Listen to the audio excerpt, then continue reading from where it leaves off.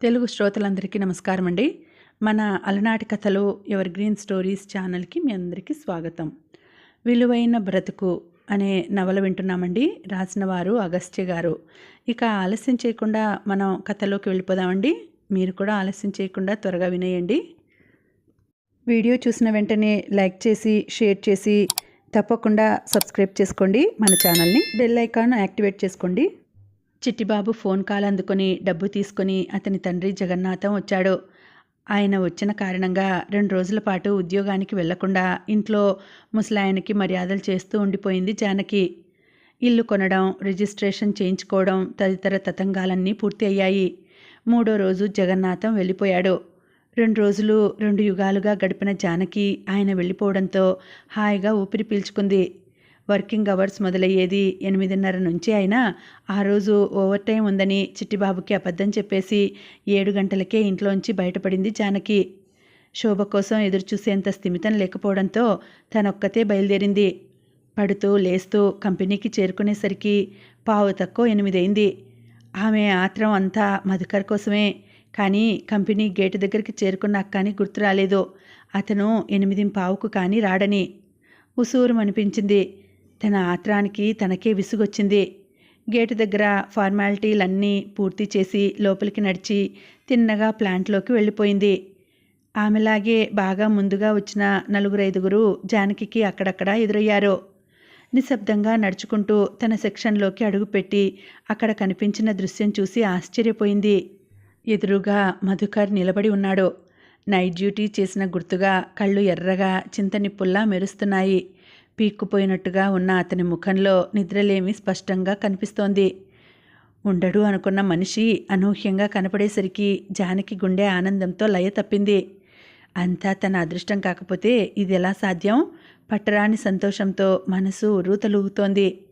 2 రోజులు కాదు 2 యుగాల విరహం అనంతరం ఊహించని విధంగా లభించిన అతని దర్శన భాగ్యం.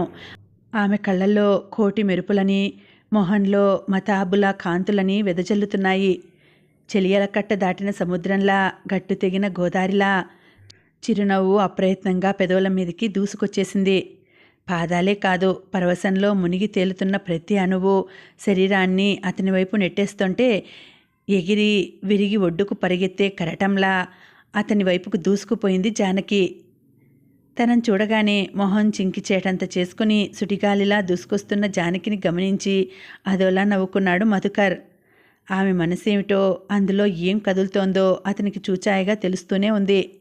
అందుకే ఆమెను దగ్గరగా రానిచ్చి అప్పుడు టక్కున కూర్చున్న చోటు నుంచి లేచి ఎంతో పనున్నవాడిలా కనీసం ఆమె వైపు కన్నెత్తైనా చూడకుండా హడావిడిగా అక్కడి నుంచి వెళ్ళిపోయాడు. ఆకాశంలోని జాబిల్లి చేతికి అందినట్టే అంది. అంతలోనే జారి నింగికి ఎగిసినంత నిరాశగా అనిపించింది జానకికి. 2 రోజుల తర్వాత కనిపించిన అతనితో మాట్లాడకుండా ఉండడం తన వల్ల కాదని తేలిపోయింది. వెంటనే అతనితో కనీసం ఒక్క మాటైనా మాట్లాడాలని మనసు కొట్టుకుపోతుంటే ఇక ఆగలేనట్టుగా క్షణం కూడా ఆలస్యం చేయకుండా అతని వెనుక పరిగెత్తింది. మధుకర్ వెనక్కి తిరిగి చూడకుండా గబగబా వెళ్ళిపోతుంటే ఇక ఏమైతే అది అవుతుందని తెగించింది.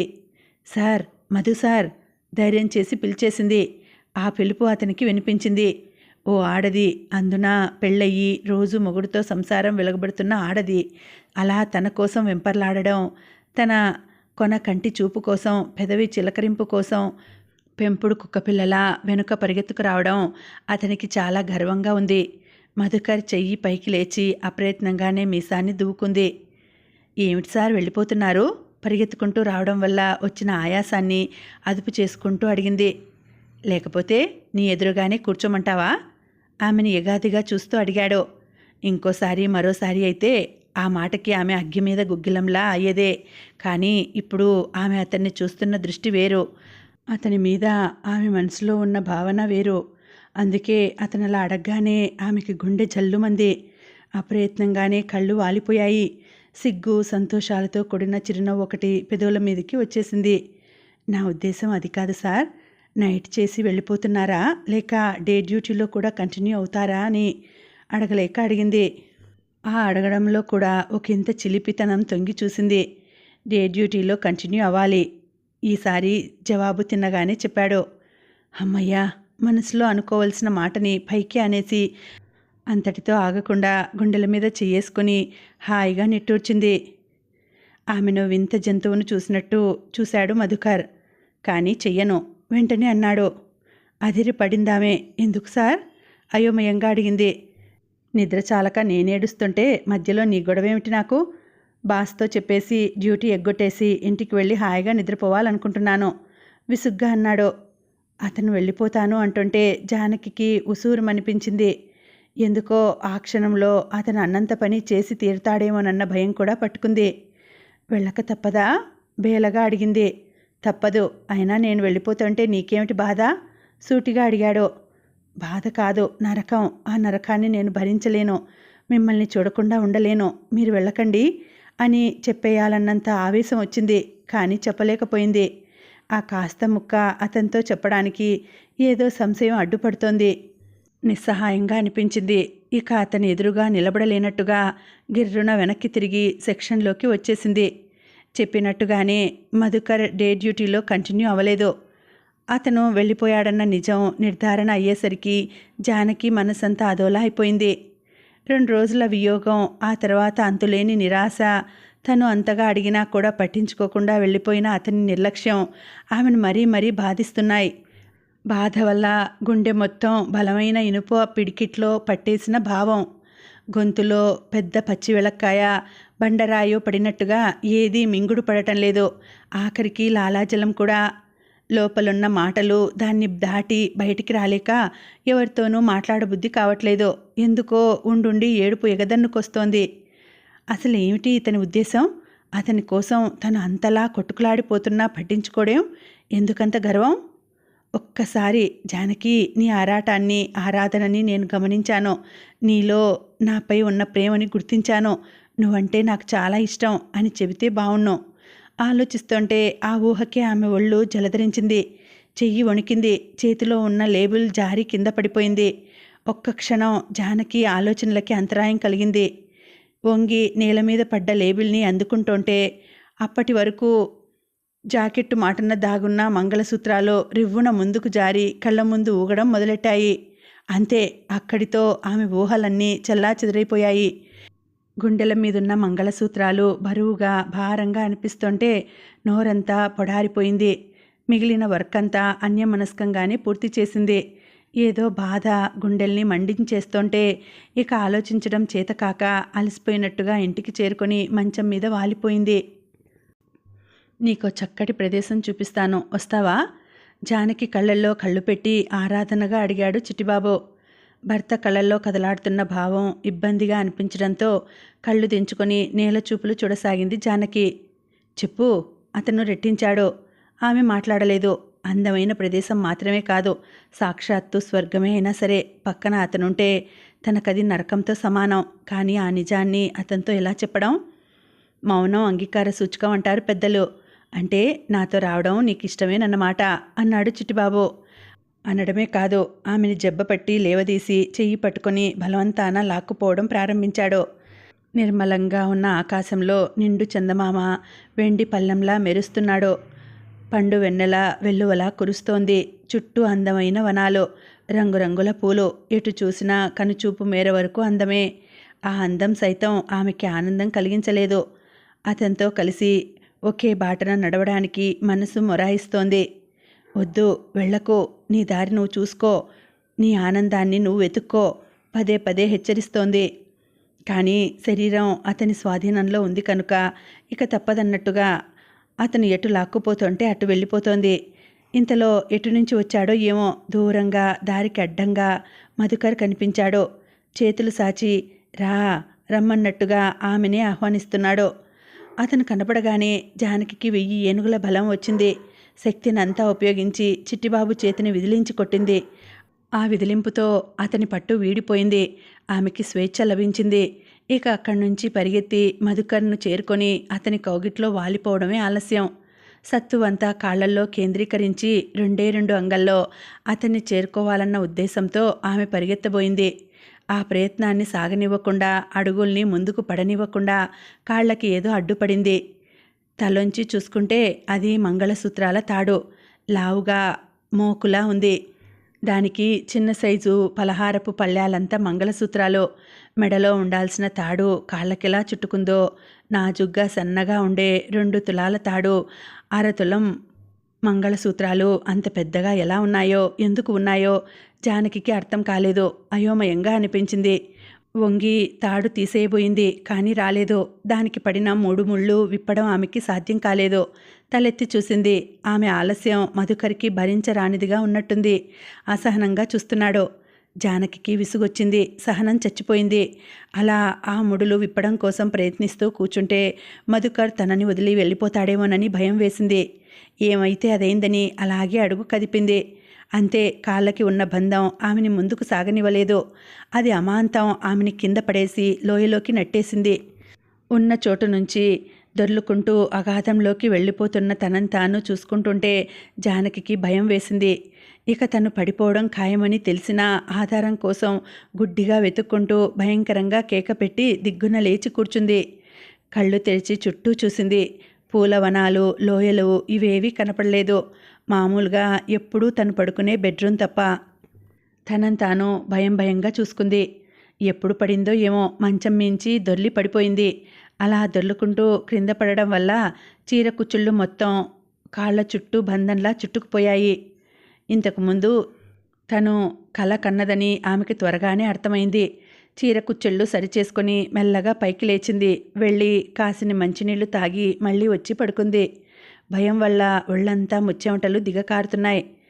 వెన్నులో పుట్టిన సన్నని వణుకు ఇంకా తగ్గలేదు. లోపల ఏదో భయం. ఏమిటి కలకి అర్థం? తనని తాను ప్రశ్నించుకుంది.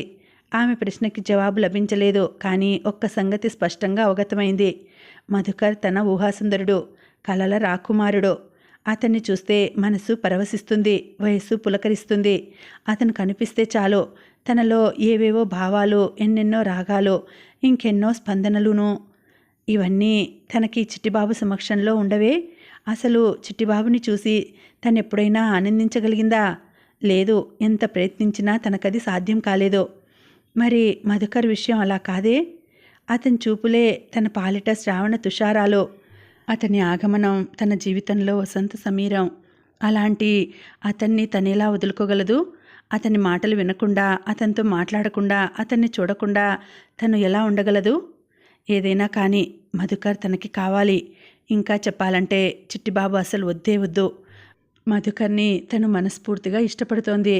కానీ ఆ విషయాన్ని అతను తనంత తానుగా గ్రహించే అవకాశాలు లేవు. అలా తెలుసుకోవడానికి తనేం కన్నెపిల్ల కాదుగా. 2 పిల్లల తల్లి. అలాంటి తను అతన్ని ఇష్టపడుతోందని ఎలా అనుకుంటాడు? కనుక తనే అతన్ని కదపాలి. తన మనస్సు, అందులో తను అతని కోసం పడుతున్న తపన అన్నీ అతనితో చెప్పేయాలి. అతని చూపులతో, మాటలతో తను సేద తీరాలి. అతని సాన్నిధ్యంలో ఆ అందమైన ముఖాన్ని చూస్తూ తను సర్వప్రపంచాన్ని మర్చిపోవాలి. అప్పుడే తనకి సంతోషం. చెప్పేయాలి. రేపు వెళ్ళగానే, సార్, మీరంటే నాకు చాలా ఇష్టం. మీ అందమైన ముఖాన్ని చూస్తూ మీతో కబుర్లు చెబుతూ యుగాలైనా గడిపేయగల అదృష్టాన్ని నాకు ప్రసాదించండి అని అడిగేయాలి. దానికి అతను ఏమంటాడో చూడాలి. ఇంకేమంటాడు? తను ఇంతలా ఆరాధిస్తుండడం తెలిసి సరేనంటాడు. కానీ ఇవన్నీ చెప్పడానికి ముందు తనకి తన భావాల్ని వ్యక్తపరచడానికి అడ్డుగా ఉన్న ఈ మంగళసూత్రాలని, కాలిమెట్టలని తీసిపారేయాలి అని నిశ్చయించుకుంది. ఆ నిర్ణయానికి వచ్చాక అప్పుడు ఆమె మనసు తేలికపడింది. గాఢంగా నిట్టూర్చి టైం చూసింది. రాత్రి 8. బలవంతంగా లేచి బద్ధకాన్ని వదిలించుకొని వంట పనిలో పడింది. వంట పూర్తయి స్నానం చేసి కాస్త రిలాక్స్ అయ్యేసరికి చిట్టిబాబు వచ్చాడు. మునుపట్ల అతన్ని చూడగానే ఆమెకి చిరాకనిపించలేదు. ఎందుకో జాలేసింది. పాపం, పిచ్చాడు, అమాయకుడు అనుకుంది. ఆ జాలితోనే తాగడానికి గ్లాస్తో కాసిన్ని మంచినీళ్లు అందించింది. స్నానానికి నీళ్లు తోడిపెట్టింది. ఇద్దరికీ ఒకేసారి భోజనాలు వడ్డించి అతనితో కలిసి భోజనం చేసింది. తమకంటూ ఓ సొంత ఇల్లు ఏర్పాటైన సంతోషం వల్లనే జానకి అలా ప్రవర్తించి ఉంటుందని చిట్టిబాబు అనుకున్నాడు. కానీ ఆమె మనసులో దాగున్న అసలు విషయం వేరే ఉందని అతను ఊహించలేదు. తెల్లారింది. మధుకర్ కనపడగానే తను చెప్పవలసిన అన్ని విషయాలు అద్దం ముందు నిలబడి ఎలా చెప్పాలో 1కి 4 సార్లు వల్లెవేసింది. పర్వాలేదు, అతను ఎదురుగా వచ్చిన ఆ తడబాటులో, ఆనందంలో ఏ విషయమూ తను మర్చిపోదు అన్న నిర్ధారణకి వచ్చాక అప్పుడు కంపెనీకి బయలుదేరింది. ముందు అనుకున్నట్టుగా కాలి మెట్టల్ని తీసేసిన మంగళసూత్రాలని మాత్రం ధైర్యంగా తీసేయలేకపోయింది. కాలి మెట్టల్ని అంత తొందరగా ఎవరూ గమనించరు. గమనించి అడిగినా వదులయ్యాయనో దేనికో తీసి పెట్టుకోవడం మర్చిపోయిందనో చెప్పి తప్పించేసుకోవచ్చు. కానీ నామ్తాడు విషయంలో అలా కుదరదుగా. అందుకే దాన్ని జాకెట్ లోపలికి తోసేసి ఎట్టి పరిస్థితుల్లోనూ అది పైకి వచ్చి కళ్ళ ముందు కదలాడకుండా జాగ్రత్తలు తీసుకుంది. ఏమిటి ఇవాళ తమరు ప్రత్యేకంగా కనిపిస్తున్నారు? రోజు కంటే ఇంకొంచెం శ్రద్ధగా తయారై వచ్చిన జానకిని చూసి కళ్ళెగరేస్తూ అడిగింది శోభ. వెంటనే ఏం చెప్పాలో ఆమెకి తోచలేదు. అదేం లేదు, ఈ మధ్య మా ఆయన ఇల్లు కొన్నారు. నోటికొచ్చిందేదో చెప్పేసింది. ఆ సంతోషమేనన్నమాట ఇదంతా. అర్థమైందిలే. మరి పార్టీ ఎప్పుడు ఇస్తున్నావు అడిగింది. దేనికి? ఇల్లు కొనుక్కున్నందుకు. వేరే ఎప్పుడో ఎందుకు? గృహప్రవేశం ఎలాగూ ఉంటుందిగా, ఏకంగా అప్పుడే అన్నీ కలిపిచ్చేస్తాను గడుసుగా చెప్పింది. ఎంత పిసినారివే, ఆ పప్పులేం ఉడకవు గాని ఇల్లు కొన్నందుకు వేరే పార్టీ ఇవ్వాల్సిందే. ఇక గృహప్రవేశం సంగతంటావా, అది వేరే నవ్వేస్తూ అంది శోభ. జానకి కూడా నవ్వేసింది. కంపెనీ చేరుకొని సెక్షన్లోకి అడుగుపెట్టి మధుకర్ కోసం చూపులతోనే గాలించేసింది జానకి. ఎవరికోసం వెతుకుతున్నావు? శోభ ఆరా తీసింది. మధుకర్ కోసం అని చెప్పడం అస్సలు బాగుండదు, కానీ ఇంకెవరి కోసమని చెప్పాలో అర్థం కాలేదు. అది ఎవరికోసమో కాదు చెప్పడానికి తడబడింది. అబద్ధం చెప్తున్నావు కదూ దబాయించింది శోభ. జానకి ఇరకాటంలో పడింది. తను చెబుతున్నది అబద్ధమని ఆమె గ్రహించింది. ఆ పైన రాగానే తను ఎవరి కోసమో వెతుకుతోందన్న విషయము గమనించింది. ఎన్నాళ్ళ నుంచి గమనిస్తూ ఉండకపోతే ఇవాళ హఠాత్తుగా ఇలా ఉండబెట్టలేనట్టుగా ఆరా తీస్తుంది. ఇప్పుడు తను ఆమె తృప్తిపడే విధంగా ఏదో ఒక సమాధానం చెప్పి ఆమె శోభలో ఆ ఆలోచనల్ని ఆపు చేయకపోతే అది రేపన్న రోజున తనకే ఇబ్బందిగా పరిణమిస్తుంది. ఏమిటి ఆలోచిస్తున్నావు? మళ్ళీ ఇంకో అబద్ధం ఎలా చెప్పాలా అనా నవ్వుతూ అడిగిందామె. కాదు, అసలు నిజాన్ని చెబితే నువ్వు ఏమనుకుంటావోనని ఠక్కున అంది జానకి. అప్పటికే ఆమె మనసులో శోభ తృప్తిపడే జవాబు ఇవ్వడానికి తగిన ఆలోచన రూపుదిద్దుకుంటోంది. ఏమీ అనుకోనులే, ఏమిటో చెప్పు కుతూహలంగా ముందుకు వంగి అడిగింది. అది అరుణ కోసం వెతుకుతున్నాను చివరికి చెప్పింది. అలా చెప్పేసి నిశితంగా శోభ ముఖంలోకి చూసింది. ఆమె రియాక్షన్ కోసం. జానకి మాటలకి గాఢంగా నిట్టూర్చింది శోభ. అనుకున్నాను, అందుకే అంతగా గుచ్చి అడిగాను. ఏదేమైనా ఈ మధ్య నీకు నాకంటే ఆ అరుణ మీదే అభిమానం ఎక్కువైపోయిందని గమనించానులే కించిత్ అసూయగా అంది. నేను ఇవాళ ఇలా హాయిగా వర్క్ చేసుకోగలుగుతున్నానంటే అందుకు కారణం అరుణే. మరి అలాంటి వ్యక్తి మీద ఆ మాత్రం అభిమానమైనా చూపించుకోవద్దా? వద్దని అనను, కానీ ఆమె క్యారెక్టర్ అంత మంచిది కాదని విన్నాను. నీకు ఇంకో బ్యాడ్ న్యూస్ ఏమిటంటే అరుణ ఈ కంపెనీలో వర్క్ చేయడం మానేసింది. అంచేత ఇక ఆమె నీకు కనపడదు చెప్పింది శోభ. అవసరం గడవడం కోసం అంటూ మగాళ్ల ముందు వగలిపోయే శోభ అరుణ క్యారెక్టర్ గురించి మాట్లాడడం జానకి నవ్వు తెప్పించింది. తను ఏం చేసినా అది అవసరార్థం, ఆపద్ధర్మం. అదే పనిని ఎదుటి వాళ్ళు చేస్తే అన్యాయము, నీతి బాహ్యం అనుకునే ఇలాంటి వాళ్ళు ఉండబట్టే లోకం ఇలా తగలడిపోతోంది అనిపించింది. ఏదేమైనా తనకి ఉపకారం చేసిన మనిషి తన నుంచి ఏ వీడ్కోలు తీసుకోకుండానే అలా వెళ్ళిపోవడం జానకి కొంచెం బాధ కలిగించింది. అరుణ ఇల్లెక్కడో తెలుసా నీకు? శోభ వైపు తిరిగి అడిగింది. తెలిస్తే నీకు తెలియాలి, కానీ నాకెలా తెలుస్తుంది? అయినా నీకు ఇంకో బ్యాడ్ న్యూస్ ఏంటంటే అరుణ ఇల్లు ఎక్కడో నీకు నాకే కాదు, ఇక్కడున్న వాళ్ళెవ్వరికీ తెలియదట చెప్పింది. నిజమే, అరుణ రోజు తనతో అన్ని కబుర్లు చెప్పేది, ఎన్నెన్నో విషయాలు మాట్లాడేది. మాటల మధ్య మీ ఇల్లెక్కడా అని చనువుగా తను చాలాసార్లు అడిగింది. ఎన్నిసార్లు అడిగినా తెలివిగా మాట మార్చింది తప్ప ఏనాడు ఫలానా చోట అని మాత్రం చెప్పలేదు. ఆమె కూడా తనని ఏ రోజు ఇంటి అడ్రస్ అడగలేదు అన్న విషయం గుర్తు రావడంతో గాఢంగా నిట్టూర్చింది జానకి. పోన్లే, ఇప్పుడు కాకపోయినా ఈ సిటీలో ఏదో ఓ మూల ఏదో ఓ రోజు అరుణ మళ్ళీ తారసపడకపోదు. అంతవరకు ఓపిగ్గా ఎదురు చూడడమే మన పని అంది. ఆవిడ గారి కోసం ఎదురు చూడాల్సిన అవసరం నీకుందేమో కానీ నాకు లేదు బాబు. తెల్లారులేస్తే పొట్ట చేత్తో పట్టుకొని పనికిపోయే సందర్భాల్లో ఎంతోమంది ఎదురవుతుంటారు. అందులో కొందరు ఏవేవో సహాయాలు చేస్తుంటారు. అంత మాత్రాన అందరినీ జీవితాంతం గుర్తుపెట్టుకోవడం అయ్యే పని కాదు ఖచ్చితంగా చెప్పేసింది శోభ. జానకి కాదనలేదు. ఎవరి అభిప్రాయం వాళ్ళది, కాదనడం దేనికి అనిపించింది. ఆలోచనలు చర్చలు ముగించి చూసేసరికి ఎదురుగా మధుకర్ కనిపించాడు.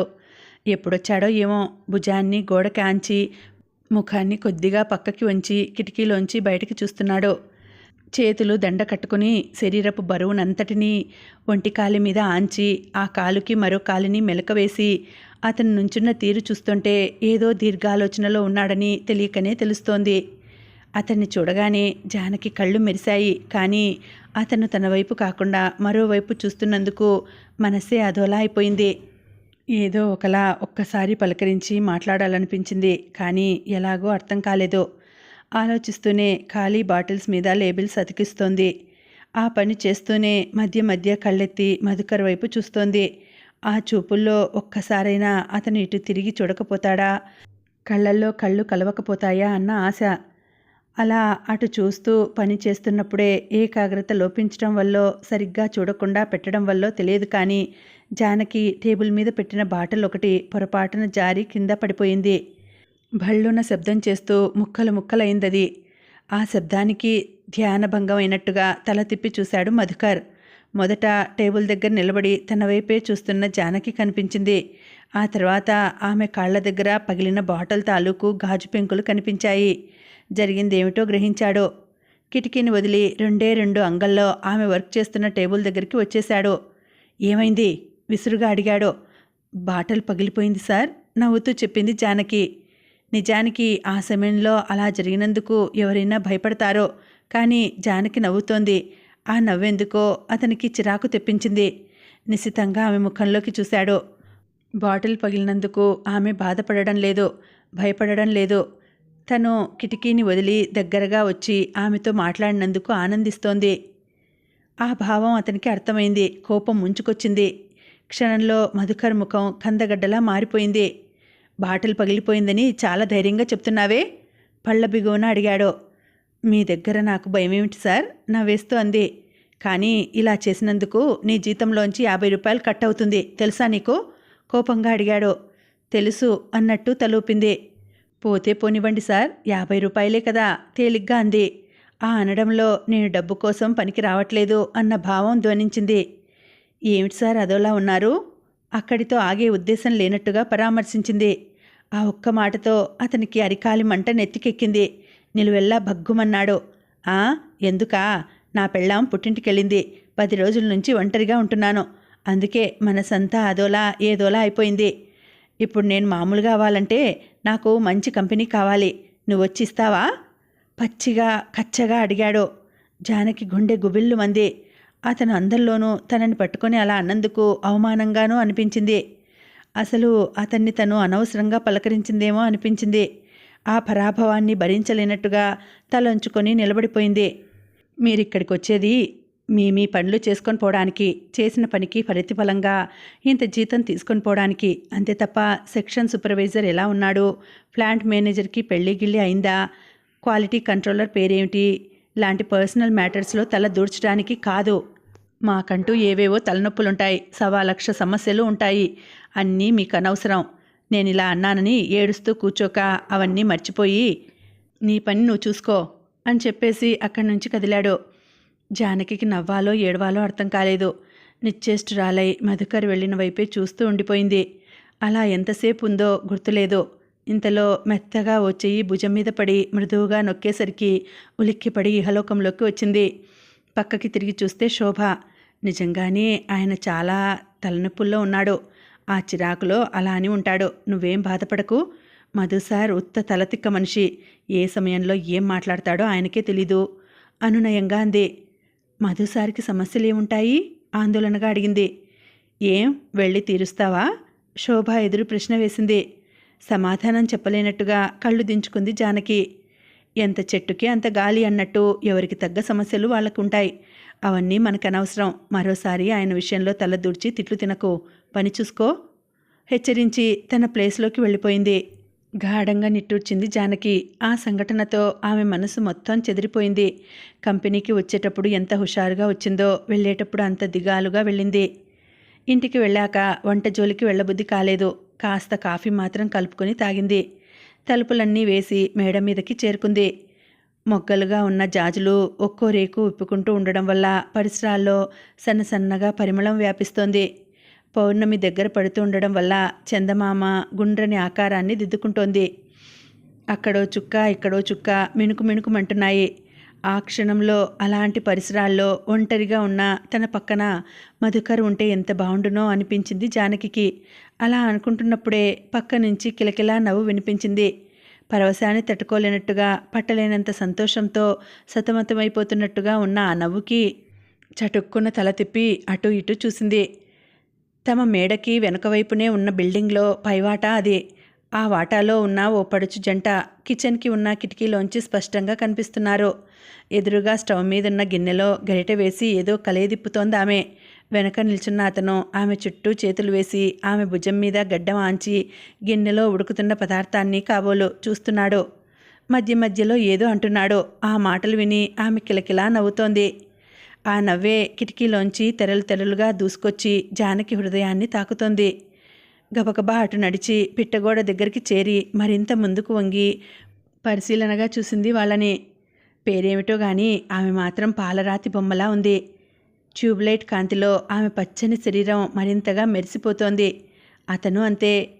అందంలో సమ ఉజ్జీలుగా ఉన్న ఆ ఇద్దరు శృంగారంలో కూడా సమధంతాదారులే అన్నట్టుగా ఉన్న వాళ్ళ భంగిమ, పడక గది, వంటిల్లు ఒకటే అన్నట్టుగా వాళ్ళు ప్రవర్తిస్తున్న తీరు ఎంతో అపూర్వంగా అనిపిస్తుంటే కళ్ళు విప్పార్చుకుని మరీ ఆ దృశ్యాన్ని అపురూపంగా చూస్తుండిపోయింది. రాసిపెట్టి ఉండడం అంటే ఇదేనేమో, ఎంత బాగున్నారో చిలకా గోరింకల్లా అనుకుంది. ఇంతలో వెచ్చని ఊపిరి మెడవంపులో తగిలి గిలిగింతలు పెట్టేసరికి ఉలిక్కిపడి వెనక్కి తిరగబోయింది. ఆమె ప్రయత్నాల్ని సాగనివ్వకుండా రెండు బలిష్టమైన చేతులు జానకి నడుము చుట్టూ దండకట్టాయి. ఆ క్షణంలో ఆమెకి మళ్ళీ మధుకర్ గుర్తొచ్చాడు. పైన వెన్నెల, పక్కన జాజులు, చుట్టూ ఏకాంతం. అందులో నువ్వు నేను. బాగుంది కదూ. చెవులో పరవశంతో కూడిన గుసగుసలు వినిపించాయి. గారాలు పోతున్న ఆ గొంతును గుర్తుపట్టి దబ్బున స్వర్గంలోంచి కింద పడిపోయింది జానకి. ఆ స్వరం మధుకర్ది కాదు, చిట్టిబాబుది. ఛీ, మధుకర్ని ఊహించుకుంటూ ఈ నల్ల ఎద్దుతో ఎంజాయ్ చేయాలా అనుకుంటుంటే వెగటుగా అనిపించింది. బలవంతా ఉపయోగించి ఒక్కసారిగా అతన్ని విదిలించి కొట్టింది. ఇక క్షణం కూడా ఆలస్యం చేయకుండా కిందకి పరుగు తీసింది. అతని మీద ఉన్న అసహ్యాన్ని ఆమె ఆ విధంగా ప్రదర్శించింది.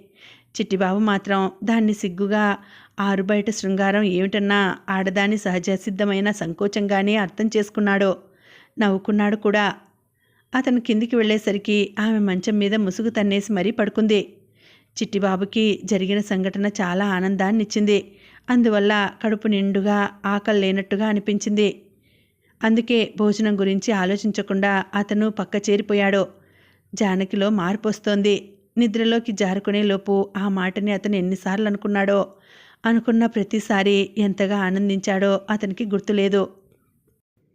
ఇంత పొద్దున్నే బట్టలు ఆరేస్తున్నారేమిటి అన్న ప్రశ్న విని చేస్తున్న పనాపి పక్కకి తిరిగి చూసింది జానకి. అక్కడ బాల్కనీలో నవ్వుతూ నిల్చుని ఉంది రాత్రి తనకి కిటికీలోంచి కనిపించి కనువిందు చేసిన కిచెన్ సుందరి. నేనింట్లో ఉండను, ఉద్యోగానికి వెళ్ళిపోవాలి. అందుకే పొద్దున్నే ఉతికి ఆరేస్తున్నాను జవాబిచ్చింది. డ్యూటీ చేస్తారా వెంటనే అడిగిందామె. అవునన్నట్టు తలూపింది జానకి. ఏ కంపెనీ? మళ్ళీ ఆమె ఆరా. తను పనిచేస్తున్న కంపెనీ పేరు చెప్పింది జానకి. మీ వర్క్ ఏమిటి, ఎలా ఉంటుంది? ఎదురింటి బాల్కనీ సుందరి ప్రశ్న. అది కూడా ఓపిగ్గా వివరించింది. ఇంటి నుంచి కంపెనీకి ఎంత దూరం, జీతం ఎంత అంటూ ఏవేవో అడిగింది. అన్నింటికీ ఓపిగ్గా జవాబులిచ్చి బట్టలు ఆరేయడం పూర్తి చేసి కిందికి దిగి వచ్చేసింది జానకి. ఎందుకో ఎదురింటి అందాల సుందరి ఆమెకి బాగా నచ్చింది. ఆమె ఎన్ని ప్రశ్నలు వేసినా, వాటితో తనని ఉక్కిరి బిక్కిరి చేసినా తనకి అస్సలు విసుగే రాలేదు. అవే ప్రశ్నలు అనన్య వేసుంటేనా ఈ పాటకి తనకి ఒళ్ళంతా కారం రాసుకున్నట్టు అనిపించేది. ఏమిటి వీళ్ళిద్దరికీ ఉన్న తేడా? అనన్య అంటే తనకు ఎందుకంత కోపం ఆలోచించింది. సమాధానం దొరకలేదు. ఇక ఆలోచించడం అనవసరం అనిపించి పనిలో పడింది. బాల్కనీ సుందరితో జానకి పరిచయం అనన్యతో పలకరింపులాగా అక్కడే ఆగిపోలేదు. ఆ సాయంత్రం జానకి డాబా మీద ఆరిన బట్టలు తీసుకుంటుంటే చుట్టూ తిరిగి చనువుగా ఆమె దగ్గరికి వచ్చేసింది కిచెన్ సుందరి. సన్నజాజులు కోసుకోవచ్చా అంటూ. తను ఎలాగూ కోయదు, మాల కట్టి తల్లో పెట్టుకోదు. ఇక అనన్య సంగతి సరే సరి, ఎప్పుడో ఒకసారి తప్ప ఆమె సాధారణంగా పువ్వులు కొయ్యదు. కోసిందంటే అందరికీ ఇచ్చి గాని తను పెట్టుకోదు. విచిత్రమైన మెంటాలిటీ. తామిద్దరి మధ్య ఆ పువ్వులు అలాగే చెట్టు మీద వాడిపోతున్నాయి. తామెలాగూ కోసుకోరు, కనీసం ఇలాంటి వాళ్ళనైనా కోసుకొనిస్తే సరి అనిపించింది. కోసుకోండి, దాందే ఉంది, నవ్వుతూ పర్మిషన్ ఇచ్చేసింది. మీ పేరేమిటి? జాజి మొగ్గలు కోస్తూ అడిగిందామే. జానకి చెప్పింది. నా పేరు రశ్మి. మీలాగే మీ పేరు కూడా బాగుంది, మెచ్చుకోలుగా అంది జానకి. మీరు అచ్చం మా అక్కలా ఉన్నారు తెలుసా, చనువుగా అందామే. అయితే నన్ను అక్క అనే పిలవండి. వెంటనే జానకి అనుమతి ఇచ్చేసింది. ఆ కాస్త ముక్కకే రశ్మి కళ్ళు మెరిశాయి. అప్పటికే ఆమె చకచకా చాలా మొగ్గలు కోసేసింది. కోసిన వాటితో ఆమె దోసెలు నిండిపోయింది. అక్క, చిన్న పళ్ళె ఉంటే ఇస్తావా? దోసిట్లో ఉన్న మొగ్గల్ని చూపిస్తూ అంది రశ్మి. ఉండు, ఇప్పుడే వస్తాను చెప్పేసి ఆరిన బట్టల్ని అక్కడే పడేసి కిందకి పరిగెత్తింది జానకి. 2 నిమిషాల్లో పళ్ళెంతో తిరిగొచ్చింది. కోసిన జాజుల్ని అందులో పోసిందామే. తల్లో పువ్వులు లేకుండా నన్ను పక్క మీదకి రావద్దంటాడు మా సాకేత్. అందుకే ప్రత్యేకంగా కోసుకుంటున్నానన్నమాట. ఆకుని గాలిస్తూ ఒక్క మొగ్గని కూడా వదలకుండా కోస్తూ చెప్పింది రశ్మి. ఆశ్చర్యపోయింది జానకి. అలాంటి విషయాల గురించి ఇంత ధైర్యంగా నిస్సిగ్గుగా ఎవరైనా చెప్పుకుంటారా అనిపించింది. ఇంటికొచ్చాడంటే చాలు, అసలు క్షణం కూడా నన్ను వదిలిపెట్టడు. వచ్చిన క్షణం నుంచి ఒకటే ఆత్రం, రాత్రి ఎప్పుడవుతుందా అని రశ్మి సంబరంగా చెప్పుకుపోతోంది. అలాంటి మాటల్ని ఆమె చెబుతుంటే ఇబ్బందిగా అనిపించినా వినడానికి కొంచెం కుతూహలంగానే ఉంది జానకి. ఎందుకలా అనిపిస్తోందో ఆమెకి ఎంత ఆలోచించినా అర్థం కాలేదు. సాకేత్ నీకు దగ్గరవాడేనా అడిగింది. కాదు, దూరం వాడే, దగ్గరైపోయాడు చెప్పి కిసుక్కున నవ్వింది. అలా నవ్వుతుంటే ఆమె కళ్ళ నిండా పున్నమి వెన్నెలలు కురిశాయి. మొహంలో ఏదో మెరుపు తళుక్కుమంది. అందమైన మొగుడు కదా, ఈ సంబరం అంతా అందుకే. అదృష్టవంతురాలు జానకి తనలో తనే అనుకుంది. అలా అనుకుంటుంటే మనసులో ముళ్ళు గుచ్చుకున్న భావం.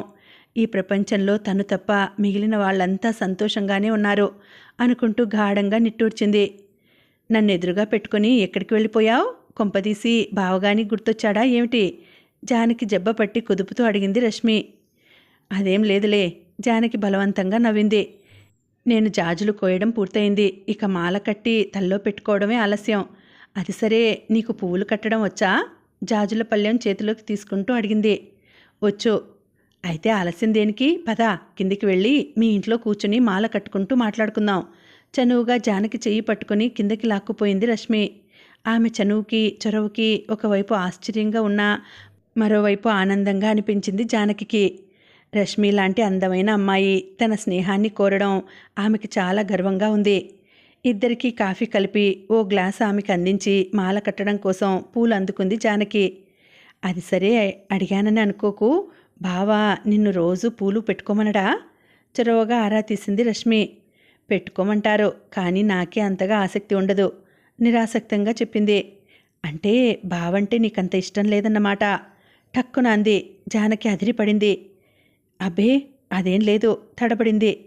మొగుడు అడిగాక కూడా పెళ్ళాం పూలు పెట్టుకోవడానికి ఆసక్తి చూపడం లేదంటే అందుకు అర్థం అదే చిన్నగా నవ్వుతూ అంది. జానకి నోరంతా చేదుగా అయిపోయింది. ఆవలించకుండానే పేగులు లెక్కబెట్టి చెబుతున్నట్టుగా మాట్లాడుతున్న ఆమె వైపు భయంగా చూసింది. ఎందుకంత భయం? నేనేం బావతో చెప్పనులే. అక్కకి నువ్వంటే ఇష్టం లేదని. నువ్వు ధైర్యంగా ఉండు హామీ ఇచ్చింది. అసలు ఇన్నిన్ని విషయాలు నీకెలా తెలుస్తున్నాయి? అర్థం కానట్టుగా అడిగింది జానకి. అనుభవం మీద తెలిసాయి చెప్పి మళ్ళీ కిసుక్కన నవ్వింది. ఇంతలో జానకి పూలు కట్టడం పూర్తి కావడంతో మాల తీసుకుని వెళ్ళిపోయింది రశ్మి. వెళ్లే ముందు తనే బలవంతం చేసి జానకి జడేసి సగం దండ తుంపి ఆమె తల్లో పెట్టి మరీ వెళ్ళింది. రశ్మిలోని చనువు చొరవలే కాదు, ఆత్మీయత ఆప్యాయతలు కూడా జానకిని బాగా ఆకట్టుకున్నాయి. చాలా మంచి పిల్ల, హుషారైన పిల్ల కూడా అనుకుంది.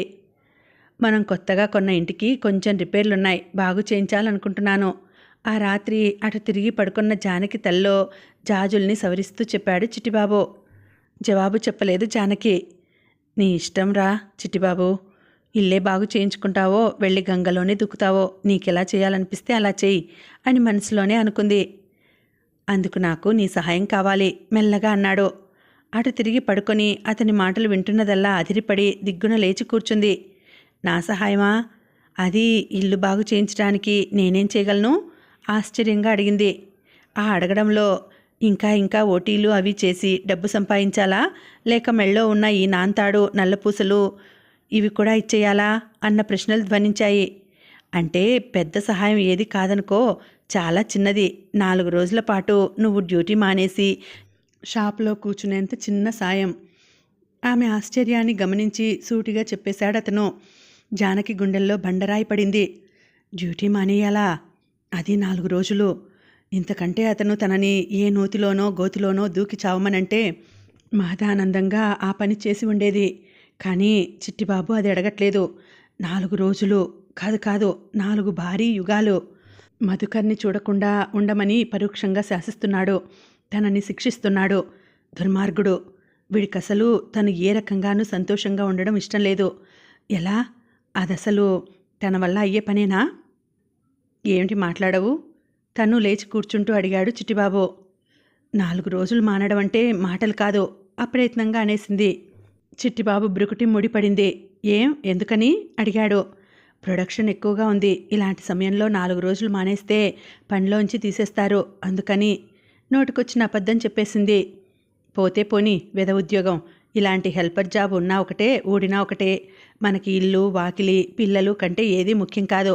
నేను మానేయమంటున్నాను, మానేయ్. రేపటి నుంచి 4 రోజుల పాటు నువ్వు వెళ్ళి షాప్లో కూర్చొని అక్కడి పని చూసుకో.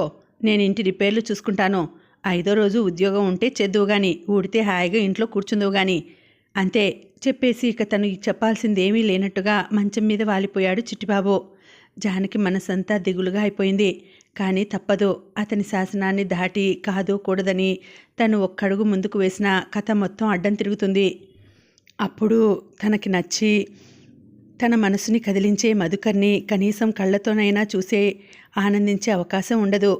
ఇవన్నీ జరగకూడదంటే తను అతను చెప్పినట్టు చేయడం తప్ప గత్యంతరం లేదు అనిపించింది. బెంగతో ఆ రాత్రంతా జానకికి నిద్ర పట్టలేదు. ఏమిటి రాత్రంతా బావ నిన్ను నిద్రపోనివ్వలేదా? ఇదంతా నేను తల్లో పెట్టిన జాజిపూల మహత్యమే. జాగారం వల్ల అక్కెంపుల్లా మెరుస్తున్న జానకి కళ్ళని చూస్తూ వేళాకోళం చేసింది రశ్మి. తెల్లారగానే సాకేతిని అటు పంపించేసి బెండకాయ మసాలా పులుసు ఎలా చేయాలి అంటూ వచ్చేసింది రశ్మి. రాగానే జానకి వాలకం చూసి ఆట పట్టించేసింది. ఆమె మాటలకి జానకి నవ్వలేదు. నిర్లిప్తంగా నిట్టూర్చింది. అదోలా ఉన్నావేం? బావ ఏదైనా అన్నాడా? ఆమె నవ్వకపోవడం చూసి రశ్మి ఆరా తీసింది. లేదన్నట్టుగా తల అడ్డుగా తిప్పింది. మరి ఎందుకీ విషాదవదనం? నిలదీసింది. రాత్రి తామిద్దరి మధ్య జరిగిన సంభాషణ అంతా చెప్పేసింది జానకి. అయితే వెళ్ళి షాప్లో కూర్చోవాలంటావు. ఆ మాత్రం దానికి ఇంత ఆలోచన ఎందుకు? ముద్దుగా కసిరింది. జానకి మాట్లాడలేదు. అవును, తన ఆలోచనలు అందులోని ఇబ్బందులు ఆమెకెలా తెలుస్తాయి? అసలు ఎలా చెప్పేది? ఆలోచనలు తెగకపోవడంతో గాఢంగా నిట్టూర్చింది. ఆమె నిట్టూర్పు విని విచిత్రంగా చూసింది రశ్మి. నిన్ను చూస్తుంటే నాకేదో అనుమానంగా ఉంది. ఆమెను ఎగాదిగా చూస్తూ అంది రశ్మి. ఉలిక్కిపడింది జానకి. అబ్బే అదేం లేదు, తత్తరపడింది. ఏం లేదు. సరే నేను నమ్ముతాను, ఇక పద చనువుగా అంది. ఎక్కడికి? అయోమయంగా అడిగింది జానకి. షాప్కి. నీతో పాటు నేను వస్తాను. మిగిలిన సంగతులన్నీ అక్కడ మాట్లాడుకుందాం పదా తొందర పెట్టింది. రశ్మి తోడుగా ఉంటాననేసరికి జానకికి కాస్తలో కాస్త తెరిపిగా అనిపించింది. గుడ్డి కన్నా మెల్లనయం కదా అన్నట్టుగా మధుకర్ని చూడలేదన్న బాధని రశ్మితో మాట్లాడుతూ మర్చిపోవచ్చు అని తనని తాను అననించుకొని షాపుకి బయలుదేరింది. కథ కొనసాగుతుంది. మళ్ళీ వచ్చే వీడియోలో తర్వాతి భాగం వినేద్దామండి. అంతవరకు శుభరాత్రి. నమస్తే.